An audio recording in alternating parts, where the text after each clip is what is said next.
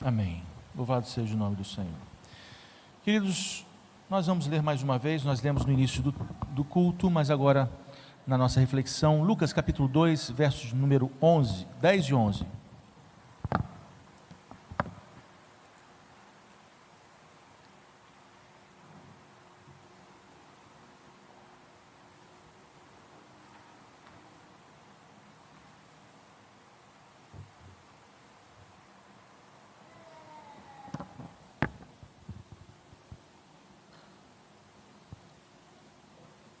Lucas, capítulo 2, versos 10 e verso 11. Mas o anjo lhes disse: não tenham medo, estou lhes trazendo boas novas de grande alegria que são para todo o povo. Hoje, na cidade de Davi, lhes nasceu o Salvador, que é Cristo, o Senhor. Pai, mais uma vez nós louvamos ao seu nome, nós agradecemos pela oportunidade de neste domingo estarmos aqui juntos nesse culto de Natal e compartilharmos um pouco mais da sua palavra, e essa palavra que é viva, que vivifica o nosso coração, e assim nós te pedimos em nome de Jesus, amém. Irmãos queridos, hoje, na cidade de Davi, lhes nasceu o Salvador, que é Cristo, o Senhor. Como a Cíntia havia falado no início desse culto, todos nós temos uma data de nascimento, todos nós temos uma data natalina, e dificilmente alguém não gosta do dia que nasceu. Lá em casa a gente brinca, Karina gosta dessa do dia do aniversário, eu também gosto do dia do meu aniversário, mas tem gente que não gosta. Tem gente que não gosta de aniversário, tem gente que não gosta da data que nasceu. Ontem nós estivemos celebrando a data de aniversário do meu concunhado, esposo da irmã de Karina. Nasceu no dia 23 de dezembro, a gente estava indo para lá e falei assim, eu não gostaria de nascer dia 23 de dezembro não, nem dia 24, e muito menos dia 25, né? A data, eu gosto do dia do meu aniversário, então a minha data do meu aniversário fica ofuscada, porque é uma data especial demais. E é interessante pensar nisso porque nós, há séculos, temos como data especial, talvez a data mais importante do calendário cristão, ou do calendário mundial, a data do Natal, depois o Ano Novo, e algumas outras festividades, mas a data do Natal é uma data muito especial. Mas pensando bem, na verdade, cada um de nós sabe o dia que nasceu, mas apesar de nós comemorarmos o nascimento do nosso Salvador, de Cristo, como o texto aqui diz, no dia 25, Jesus não nasceu no dia 25 de dezembro, talvez alguém aqui mais despercebido vai ficar assim, o que, pastor? Não nasceu no dia 25 de dezembro, não, ele não nasceu no dia 25 de dezembro. Na verdade, ninguém sabe quando Jesus nasceu. Isso por causa de tantas mudanças no calendário. Nós vivemos hoje sob um calendário que foi uma invenção de alguns séculos atrás pela igreja, aliás, pela igreja não, por um imperador chamado Dionísio. Este, querendo homenagear dois grandes imperadores romanos, Júlio e o outro Augusto, resolveu acrescentar mais 2 meses no calendário que não existiam, o mês de julho e o mês de agosto, que não existia. E para isso pegou 2 dias de fevereiro, que hoje tem 28 dias, e botou 31 para julho e 31 para agosto. E com essas mudanças no calendário, ao longo dos séculos, se perdeu, ou não se tem como voltar atrás e fazer uma retrospectiva, mesmo que histórica, para se descobrir quando Jesus nasceu. Alguns povos, lá da região do Oriente Médio, povos semíticos, vão dizer que Jesus nasceu em janeiro. Outros vão dizer até que Jesus nasceu em outubro, meu mês. E alguns até em dezembro, mas ninguém bate o martelo dizendo que Jesus nasceu em tal mês ou em tal dia.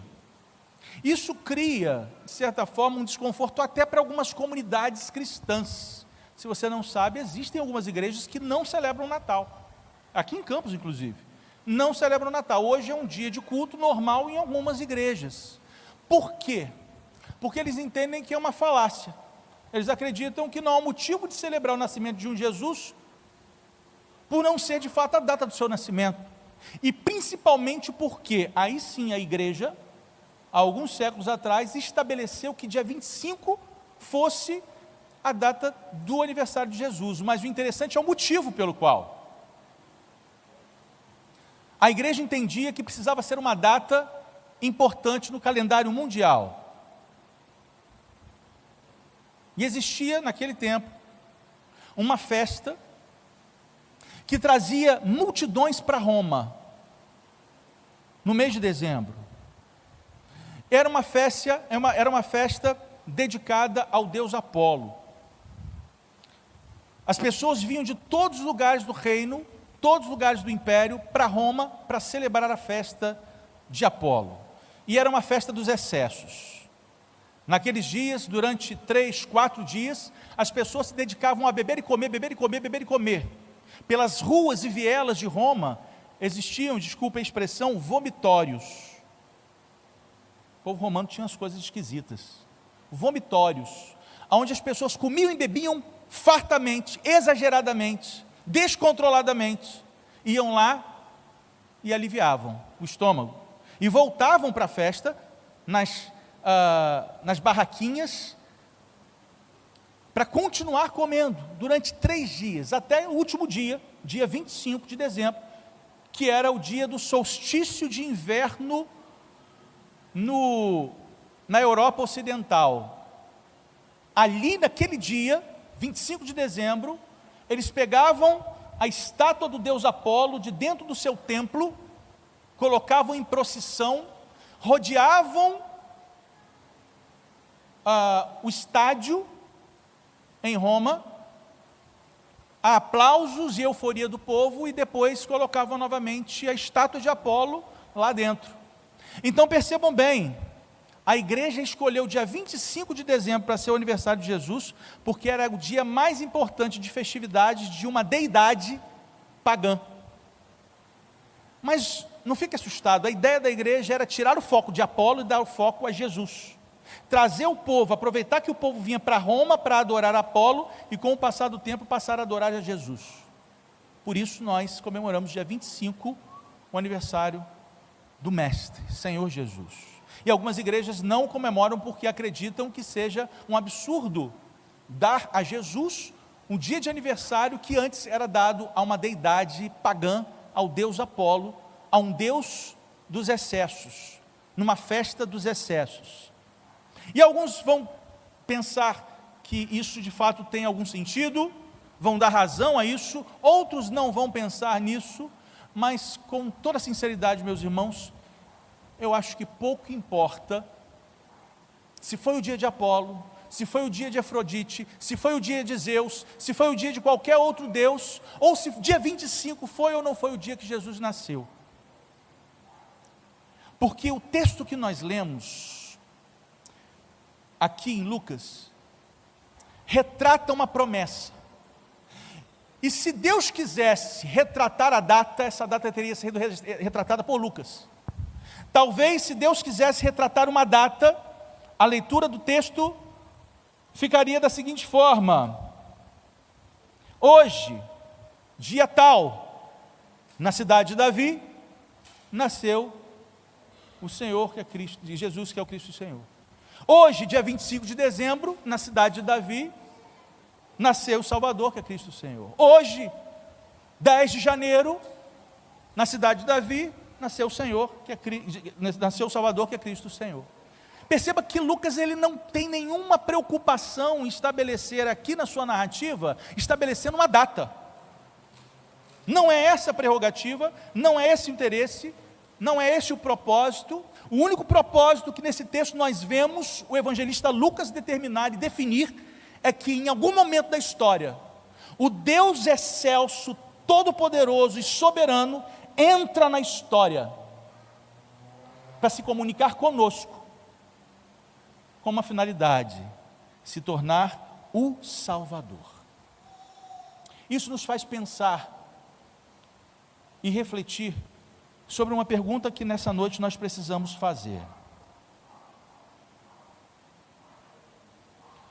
O que é o verdadeiro significado do nascimento de Jesus para você? Qual é o verdadeiro significado do nascimento de Jesus para você? Porque isso não se trata de data, isso não tem nada a ver com um dia no calendário. A pergunta que nós fazemos é: ele já nasceu no seu coração? E olhando os registros bíblicos, nas histórias e narrativas de encontros que Jesus teve com pessoas, nós vamos perceber que esse é o tópico, essa é a tônica, essa é a importância que as Escrituras trazem para nós quando nós falamos sobre o nascimento de Jesus. É quando ele nasce para pessoas, é quando ele nasce na vida de alguém, é quando ele se faz presente, não numa manjedoura física, num lugar específico, não num castelo ou numa estrebaria, não é disso que se trata. Quando nós falamos sobre o nascimento de Jesus, nós estamos falando sobre o nascimento dele na vida das pessoas. Eu queria retratar alguns exemplos disso. Lucas capítulo 19, por gentileza. Nós estamos já no Evangelho de Lucas. Se você está com a sua Bíblia aberta, passa algumas páginas. Capítulo 19. Eu queria ler alguns trechos com você. Veja só. Lucas 19. Jesus entrou em Jericó e atravessava a cidade. Havia ali um homem rico chamado Zaqueu, chefe dos publicanos. Ele queria ver quem era Jesus, mas sendo de pequena estatura, não o conseguia por causa da multidão. Assim correu diante e subiu numa figueira brava para vê-lo, pois Jesus ia passar por ali. Quando Jesus chegou àquele lugar, olhou para cima e lhe disse: Zaqueu, desça depressa, quero ficar em sua casa hoje. Então ele desceu rapidamente e o recebeu com alegria. Todo o povo viu isso e começou a se queixar. Ele se hospedou na casa de um pecador. Mas Zaqueu levantou-se e disse ao Senhor: olha, Senhor, estou dando a metade dos meus bens aos pobres, e se de alguém extorquir alguma coisa, devolverei 4 vezes mais. Jesus lhe disse: hoje houve salvação nesta casa, porque este homem também é filho de Abraão. Vamos entender esse texto? Vamos entender esse contexto? Jesus entra numa cidade, a cidade de Jericó. A narrativa do texto parece mostrar que o objetivo exclusivo de Jesus era entrar em Jericó para ter um encontro com Zaqueu. Zaqueu não era uma pessoa qualquer naquele lugar. Zaqueu não era uma pessoa qualquer na cidade de Jericó. Zaqueu era um homem importante, Zaqueu era um homem rico. Ele era um chefe, ele era um líder, ele era um cabeça. Mas não era um chefe, um líder do seu povo, apesar de ser um judeu. Na verdade, Zaqueu, como em outras passagens eu já expliquei para os irmãos, como publicano, cobrador de impostos, ele era criticado pelo povo de Israel. Ele era visto como um traidor. Mas ele não era simplesmente um cobrador de impostos, ele era o dono do lugar onde se cobrava impostos. Ele era dono da repartição pública onde as pessoas pagavam impostos. Zaqueu era chefe, ele era líder. E obviamente, ganancioso que era, Zaqueu não cobrava apenas os impostos cobrados pelo Império Romano, ele cobrava uma coisinha a mais para botar no bolso e se enriquecer. Esse era o objetivo de Zaqueu. E por isso ele fica rico, ele enriquece. A ganância que Zaqueu tinha em seu coração faz com que ele se torne um homem rico, mas ao mesmo tempo escrachado pela sociedade judaica. Ele era um homem de posses, um homem importante, um homem que comia em bons lugares, um homem que se vestia bem, um homem que andava em lugares onde nem todas as pessoas podiam andar, onde nem todas as pessoas podiam frequentar, mas por onde ele passava, existiam olhares que o acusavam. Lá vai um traidor, lá vai um ladrão, Lá vai um que enriquece ilicitamente. Lá vai aquele que todos os meses a gente leva os nossos impostos e ele pega alguma coisa a mais e bota no bolso. Era essa relação que Zaqueu tinha com a sociedade, com a sua cultura, com o seu lugar, com Jericó. Mas então Jesus resolve passar por Jericó. O texto diz isso: Jesus entrou em Jericó e atravessava a cidade. O texto não diz se Zaqueu já conhecia Jesus de ouvir falar.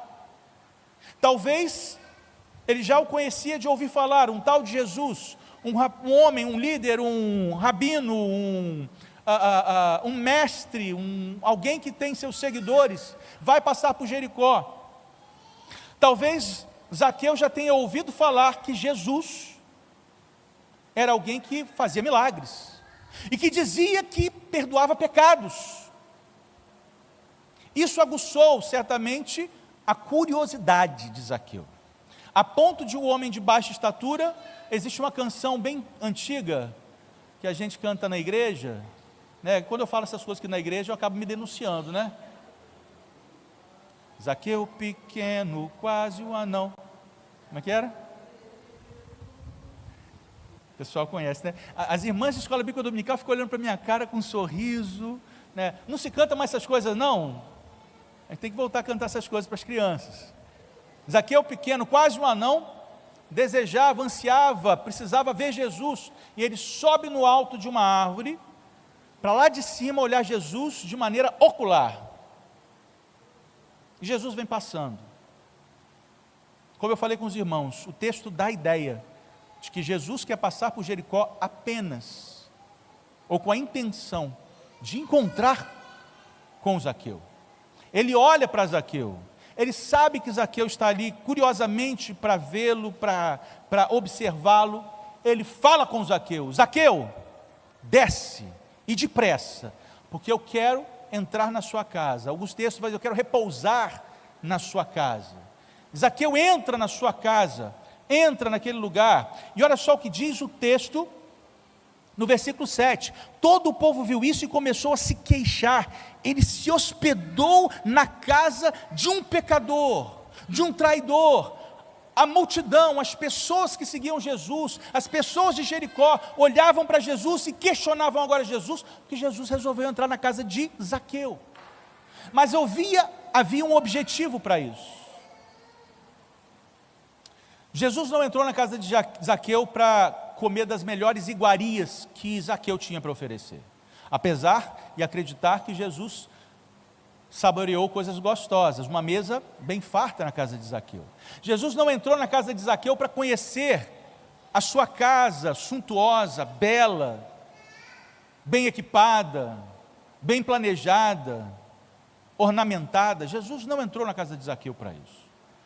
Jesus não entrou na casa de Zaqueu para conversar sobre a vida de Zaqueu, como estavam os negócios, como estavam as cobranças dos impostos. Não era essa a intenção de Jesus. Jesus entra na casa de Zaqueu, porque naquele momento Jesus queria nascer no coração de Zaqueu. E o texto mostra que isso acontece.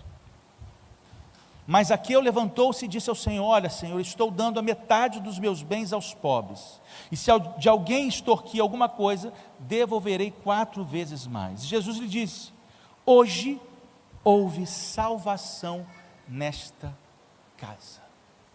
Meus irmãos, pouco importa o dia que Jesus nasceu, pouco importa o lugar onde Jesus nasceu, se foi entre os animais, no lugar simples, ou nos melhores quartos do palácio de um rei. Jesus nasce em Belém, para ter a oportunidade de um dia entrar na casa de um homem como Zaqueu, e ali se fazer nascendo novamente no coração de um homem. Jesus nasce na vida de Zaqueu, e transforma a vida de um homem ganancioso, agora em um homem generoso. Esses são os efeitos do nascimento de Jesus na nossa vida. Quando Jesus nasce no coração do homem, ele transforma esse coração, independente de quem seja, independente de como esse homem esteja. Quando Jesus nasce no coração do homem, ele transforma a vida desse homem. E ele transforma a vida de Zaqueu. Ele nasce no coração de Zaqueu naquele dia, naquele momento, naquele tempo, na história da vida daquele homem. Mas eu queria chamar sua atenção para um outro texto. Atos. Livro de Atos, capítulo 9. Por gentileza, abra sua Bíblia.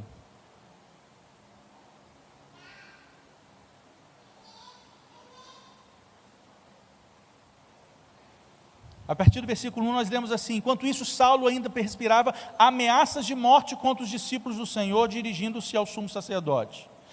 Pediu-lhe cartas para as sinagogas de Damasco, de maneira que, caso encontrasse ali homens ou mulheres que pertencessem ao caminho, pudesse levá-los presos para Jerusalém. Em sua viagem, quando se aproximava de Damasco, de repente brilhou ao seu redor uma luz vinda do céu. Ele caiu por terra e ouviu uma voz que lhe dizia: Saulo, Saulo, por que você me persegue? Saulo perguntou: quem és tu, Senhor? E ele respondeu: eu sou Jesus, a quem você persegue. Levante-se e entre na cidade, alguém lhe dirá o que você deve fazer. Os homens que viajavam com Saulo pararam emudecidos, ouviram a voz, mas não viram ninguém. Saulo levantou-se do chão e, abrindo os olhos, não conseguia ver nada. E eles o levaram pela mão até Damasco. Por 3 dias ele esteve cego, não comeu e nem bebeu. Em Damasco havia um discípulo chamado Ananias, e o Senhor o chamou numa visão. Ananias, eis-me aqui, Senhor, respondeu ele. O Senhor lhe disse: vá à casa de Judas, na rua chamada direita, e pergunte por um homem de Tarso chamado Saulo. E ele está orando. Numa visão, viu um homem chamado Ananias chegar e impor-lhes as mãos para que voltasse a ver. Respondeu Ananias: Senhor, tenho ouvido muita coisa a respeito desse homem e de todo o mal que ele tem feito aos teus santos em Jerusalém. Ele chegou aqui com autorização dos chefes dos sacerdotes para prender todos os que invocavam o teu nome. Mas o Senhor disse a Ananias: vá, este homem é meu instrumento escolhido para levar o meu nome perante os gentios e seus reis, e perante o povo de Israel. Essa narrativa é uma das narrativas mais belas do Novo Testamento, em especial porque retrata a vida de alguém que foi profundamente usado por Deus para a transformação da humanidade. Um dos maiores evangelistas que o mundo já viu, e um dos maiores teólogos que nós temos, Paulo de Tarso. Mas nesse texto nós não vemos Paulo ser chamado de Paulo. Nesse texto, a todo tempo, a narrativa de Lucas chama esse homem de Saulo. O seu nome judaico. Saulo, até então, nesse momento, não era o Paulo, apóstolo do Senhor, desbravador de cidades, plantador de igrejas, desenvolvedor do reino de Deus. Nesse texto, Saulo era um homem que defendia com unhas e dentes as suas convicções religiosas, Paulo, como um bom judeu, um fariseu, conhecedor profundo da lei, e mais do que isso, praticante do judaísmo, talvez na ramificação mais legalista que os judeus tinham na sua época, os fariseus, era alguém que matava ou morria por Deus, mas nunca tinha experimentado ainda o amor de Deus na sua vida. A relação que Saulo nesse tempo tinha com Deus era uma relação que muitas pessoas têm com Deus, a nível apenas da religiosidade. Irmãos, alguns domingos atrás eu falei sobre o quão importante e maravilhoso presente de Deus para nós é a religião. A religião, na sua perspectiva original, que origina da palavra latina religare, que propõe a religação do homem com Deus, o homem caído com Deus através de Cristo. Essa é a proposta da religião, mas nós pegamos a religião e a vivenciamos de maneira religiosa, legalista. Vivemos uma religiosidade. E muitas pessoas hoje se confundem numa relação com Deus, que deveria ser uma relação sadia, viva, com um vínculo do Espírito Santo de Deus, mas se mantém apenas num vínculo religioso, de cumprimentos de obrigações. Eu preciso estar na igreja, eu preciso fazer isso ou aquilo, eu preciso dar isso ou dar aquilo, eu preciso não fazer isso ou não fazer aquilo. E essa, na verdade, era a forma como Saulo se relacionava com Deus, na defesa ferrenha da sua religiosidade. Mas na verdade, ele estava bem distante de Deus. Mas em dado momento, a narrativa desse texto nos vai mostrar que Saulo, com cartas nas mãos, com autorizações nas suas mãos, dos seus líderes espirituais, vai para Damasco com a intenção de perseguir os cristãos. Pois o judaísmo naquele tempo entendia que o cristianismo, que estava nascendo e que nem nome de cristianismo tinha, nós vemos aqui a narrativa chamada de O Caminho, dava autoridade a pessoas como Paulo, na verdade Saulo, a perseguir os cristãos, trazê-los para serem julgados e, dependendo das circunstâncias, sentenciado à morte, como Estevão foi, debaixo do olhar de Paulo. Paulo vai a Damasco com a intenção de atacar o movimento que Jesus havia começado, porque ele não reconhecia Jesus como mestre, ele não reconhecia Jesus como Senhor, ele não reconhecia Jesus como Deus encarnado, ele não reconhecia Jesus como o apóstolo João descreve Jesus no seu evangelho, o verbo encarnado que habitou entre nós, cheio de graça e de verdade. Não, Saulo não vê Jesus dessa maneira, ele vê Jesus como um perturbador, um estremecedor das bases religiosas e da sua cultura e daquilo que ele acreditava. Mas Saulo vai para Damasco, e a narrativa do texto diz que ele, no meio do caminho, antes de chegar a Damasco, ele é surpreendido por uma luz que vem do céu e ilumina, e uma voz que o pergunta, o questiona: Saulo, Saulo, por que você me persegue?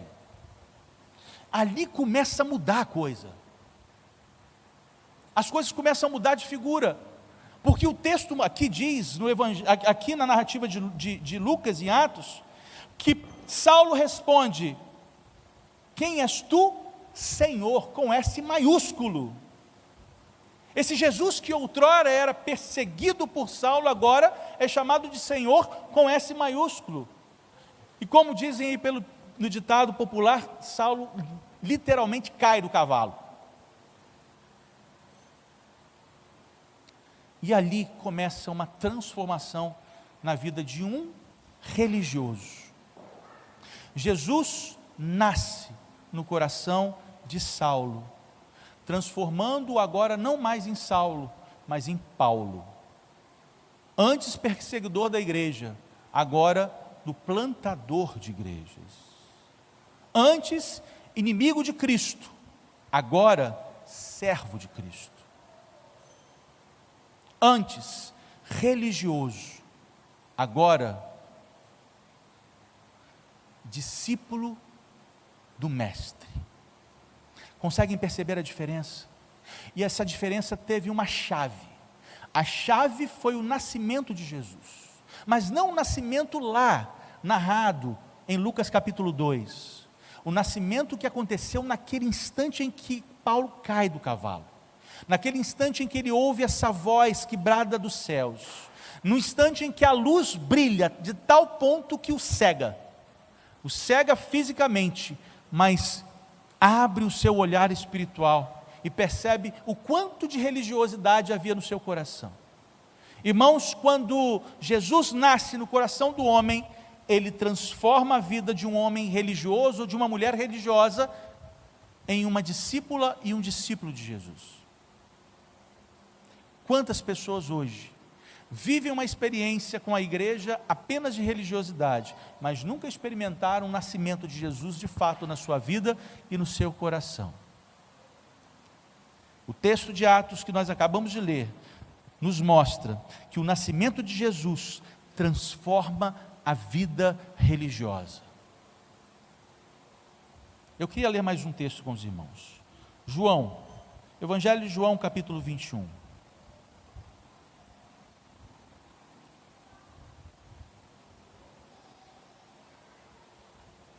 João capítulo 21, depois disso Jesus apareceu novamente aos seus discípulos, à margem do mar de Tiberíades. Foi assim: estavam juntos Simão, Pedro, Tomé, chamado Dídimo, Natanael de Caná da Galileia, os filhos de Zebedeu e 2 outros discípulos.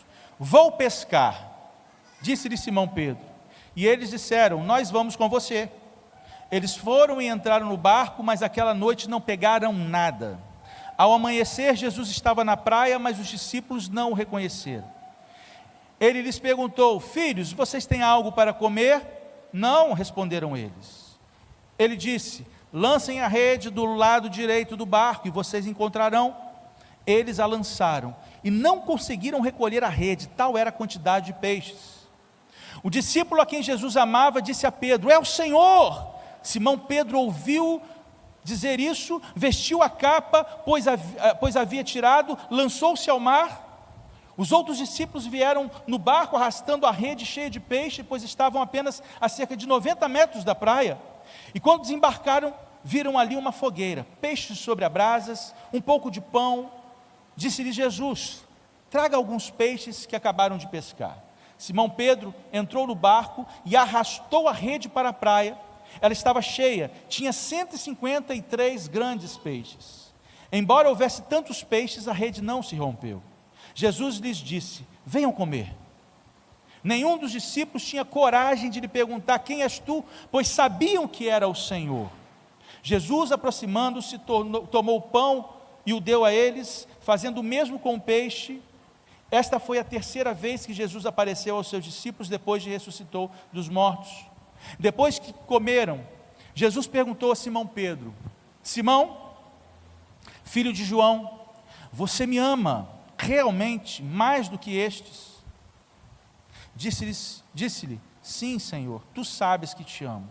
Disse Jesus: cuide dos meus cordeiros. Novamente Jesus disse: Simão, filho de João, você realmente me ama? Ele respondeu: sim, Senhor, tu sabes que te amo. Disse Jesus: pastorei as minhas ovelhas.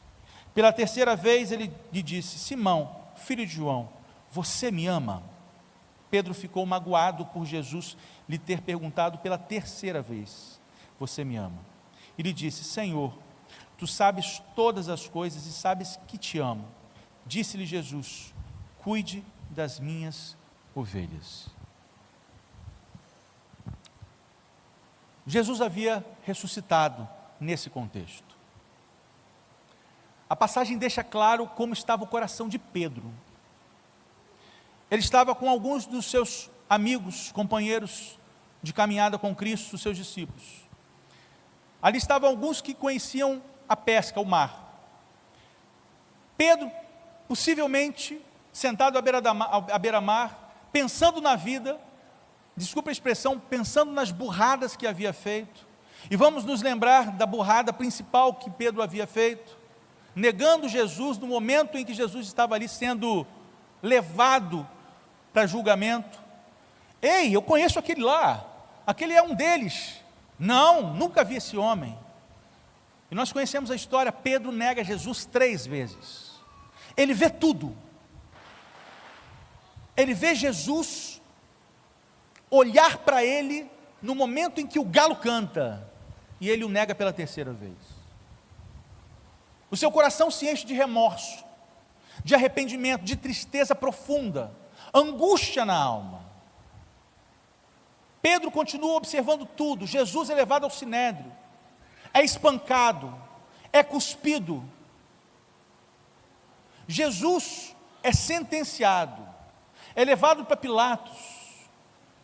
Mais uma vez a sentença é ratificada: morte, cruz. Pedro acompanha todas as coisas, vai pelas ruas acompanhando Jesus, carregando a sua própria cruz. Ele é incapaz de ajudar o mestre.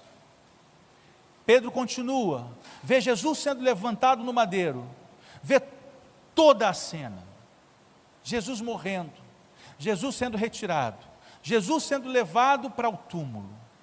Imagino, e eu quero te convidar a imaginar a dor e o sofrimento desse discípulo que jurou defender Jesus com a sua própria vida, mas ver o seu mestre morrer depois de tê-lo negado. Qualquer pessoa, irmãos, qualquer pessoa faria a mesma coisa. Deixaria o sonho da companhia de Jesus, deixaria o sonho de seguir Jesus, deixaria o sonho de ser discípulo de Jesus para trás, afinal ele foi um dos que contribuiu para aquela morte. Tudo o que lhe restava agora é voltar para a sua vida antiga, a pesca, o mar, o barco. Pedro volta, senta na areia, imagino que já era manhã, o sol começava a aquecer, ele olha para o mar, pensando, volto ou não volto? O texto nos dá a ideia de que é de súbito. Pedro diz, vou pescar. Essa expressão que Pedro utiliza nesse texto aqui é significante, é profundo, nas suas entrelinhas. Se nós olharmos direitinho, o que Pedro está dizendo é, já não tem mais solução para mim. O sonho acabou, o mestre foi sepultado. Apesar de Jesus já ter sido ressurreto e aparecido algumas vezes, o coração de Pedro ainda estava doído, e doído com ele mesmo. E eu acredito que essa seja a pior dor da alma de alguém. Não é quando você está doído com outra pessoa, mas é quando você não se aceita mais. Consegue entender isso? Quando você olha para si próprio e diz assim, não dá mais, para mim não tem mais jeito. Quando Pedro diz, vou pescar, o que ele está dizendo é, eu vou deixar tudo para trás, e agora vou voltar para a minha vida antiga. Pedro ainda não tinha tido uma experiência verdadeira com o Senhor. Em algumas páginas para trás desse mesmo evangelho, Jesus vai dizer para Pedro o seguinte, Pedro, quando você se converter, apacenta minhas ovelhas. Pedro, cuidado, Satanás está doido para te peneirar. Satanás está procurando ocasião para te peneirar. Se converte. Pedro ainda não tinha tido de fato uma experiência verdadeira e profunda, definitivamente, com Jesus. E Jesus não faz nada pela metade. Amém? Jesus não faz nada pela metade. Havia algo que Jesus ainda precisava fazer, e era com Pedro. E Jesus sabia que se ele fizesse com Pedro, fazia com todos os outros, porque Pedro era um líder. Pedro era alguém que levava as pessoas com ele. Pedro diz, vou pescar, e todo mundo vem com ele e vai para o barco, mesmo passando a noite inteira pescando e nada tendo conseguido. Pedro era um líder. Jesus vai lá, faz uma fogueira na beira da praia, pergunta se tem comida, tem peixe aí? Então joga onde eu estou mandando, que eu sou o dono do mar, eu sou dono do peixe, eu sou dono dos cardumes, eu sou dono da maré, eu sou dono de tudo, e de vocês também. Eles pegam aqueles peixes, centenas deles, peixes grandes, talvez que nunca tenham pegado antes. É interessante como as coisas acontecem. Jesus é cheio de detalhes, Jesus é cheio de metáforas.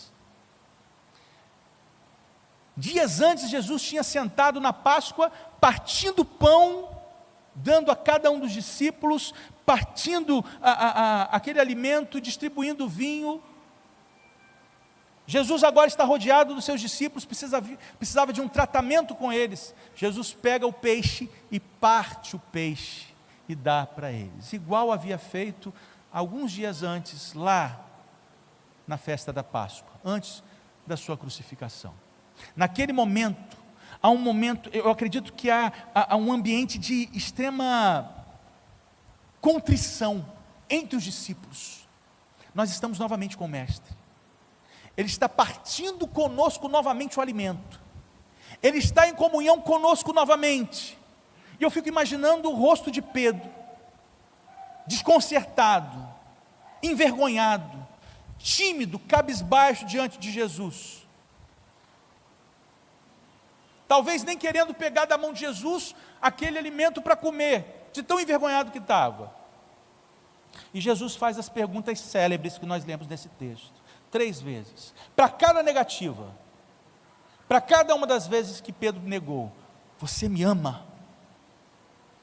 Então deixa esse negócio de barco. Você me ama? Então deixa esse negócio de peixe. Eu não te chamei para isso. Pedro, você me ama? Ali caiu a ficha. Esse momento que Jesus nasce de um... Esse momento que Jesus no coração e é desse momento que nasce de um homem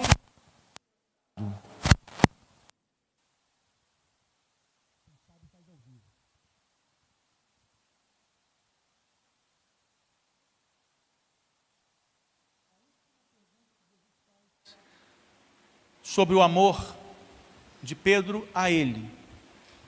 É o momento de cura, é o momento em que Jesus nasce no coração de Pedro. Sim, Senhor, Tu sabes de todas as coisas, o Senhor sabe que eu te amo. Meus irmãos, o nascimento de Jesus não é um evento histórico, tão somente. Essa semana eu lia sobre o Natal, alguns artigos, alguns documentos, e me deparei com um artigo que falava sobre alguns historiadores não cristãos que comprovam um Jesus que existiu.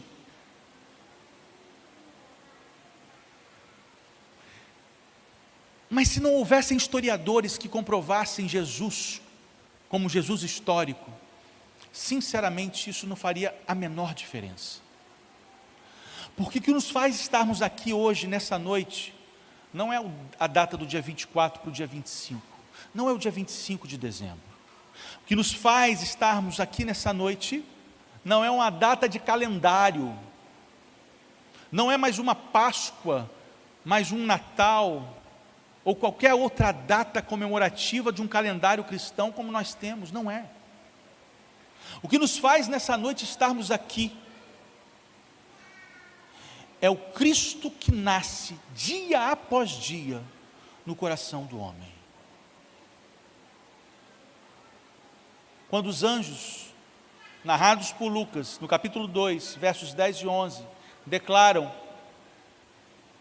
eis que vos trago novas de grande alegria, que será para todo o povo, pois na cidade de Davi nasceu o Salvador, que é Cristo o Senhor. Deus não tinha em mente uma data especial. Deus tinha corações aonde Ele gostaria que o Salvador nascesse.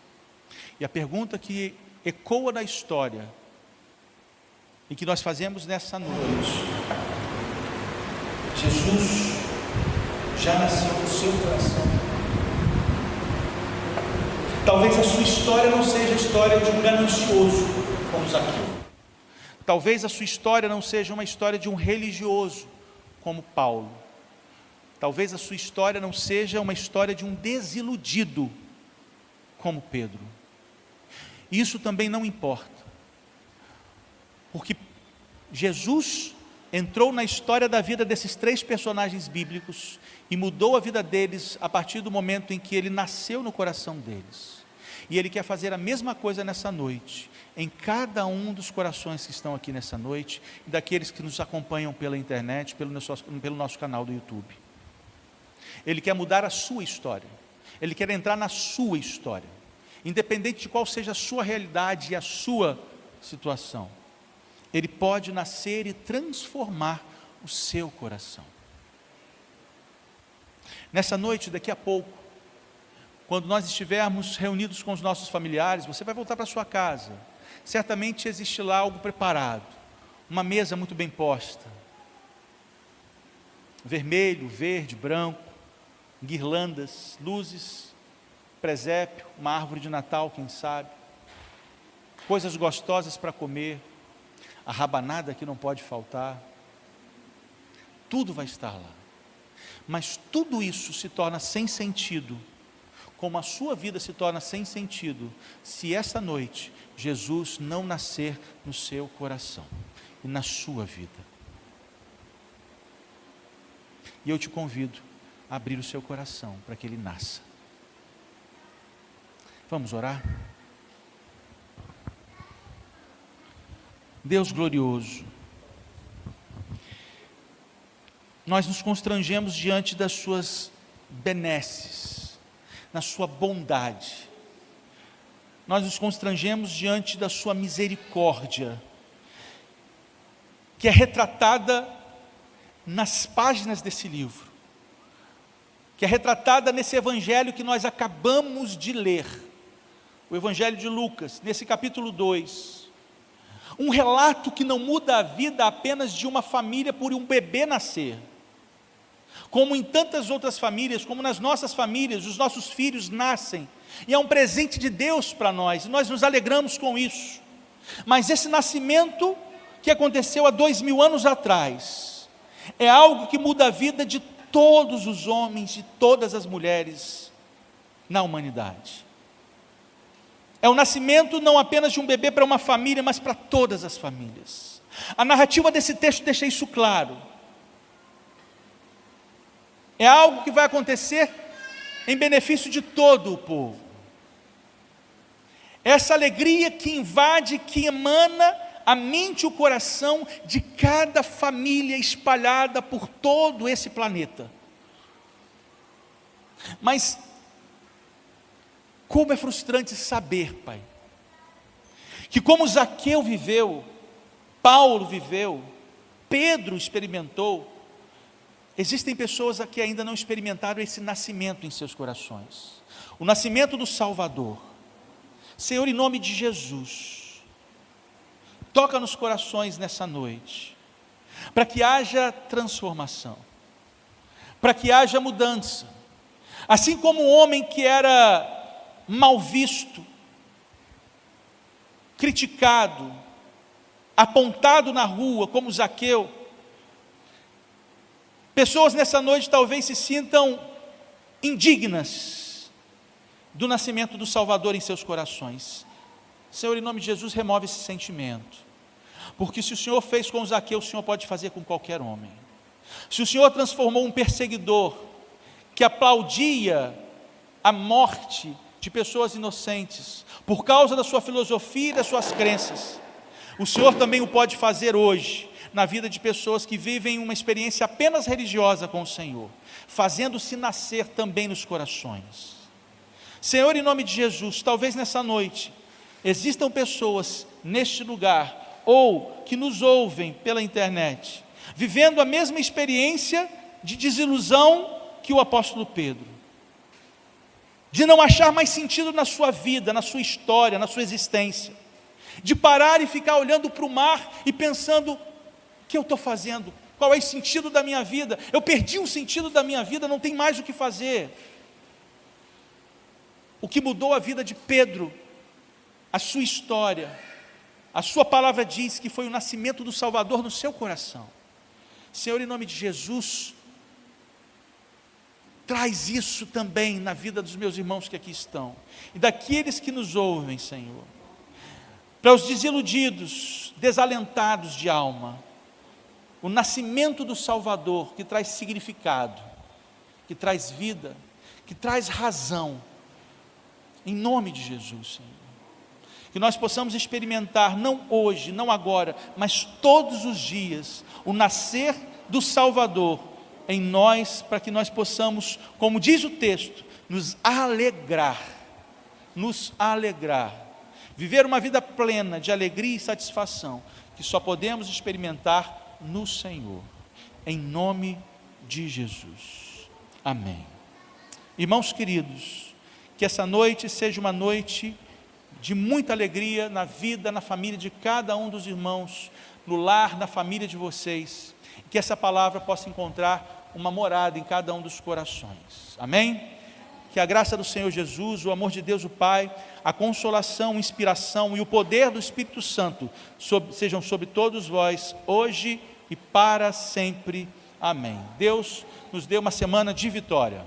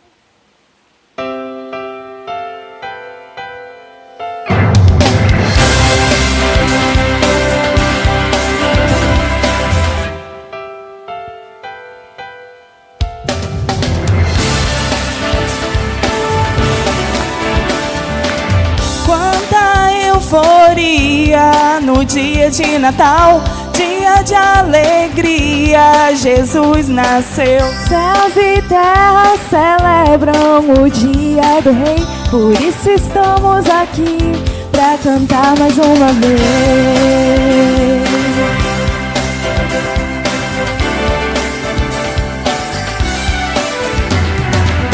Quanta euforia no dia de Natal, dia de alegria, Jesus nasceu. Céus e terra celebram o dia do Rei, por isso estamos aqui pra cantar mais uma vez. É Natal, vamos adorar o presente de Deus para cada lar, concebido por Maria.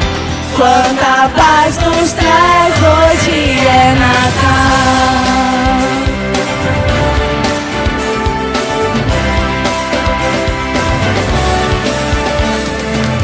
Quanta euforia no dia de Natal, dia de alegria, Jesus nasceu. Céus e terra celebram o dia do Rei, por isso estamos aqui pra cantar mais uma vez. É Natal, vamos adorar o presente de Deus para cada lar, concebido por Maria. Quanta paz nos traz, hoje é Natal.